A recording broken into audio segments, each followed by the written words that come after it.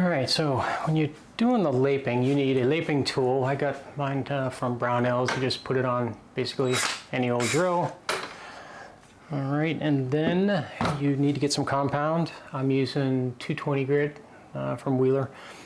You can use 180, 220, I mean, you know, whatever you want. And so what we're gonna do is we're gonna take just a bit of this and we're gonna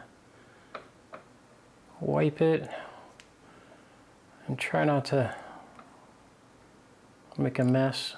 If you're like me, it's virtually impossible. It's gonna be tough to see this because it's black on black, unfortunately. But all I'm doing is I'm taking some out with my finger and I am putting it on the receiver edge. You don't need a lot.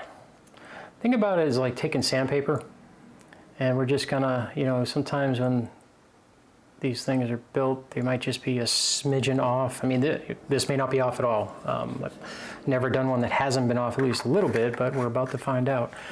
And so the way this tool works is this goes all the way down in the receiver to make sure it stays. Oh, let's go ahead and pop that out right here.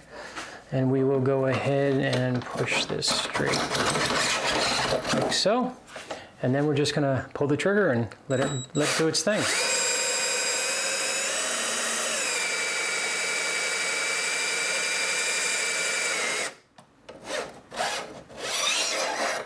So as you can see the silver right here now? This silver, that's where it was not true. And so we're gonna keep doing this just a little bit longer and we'll go from there.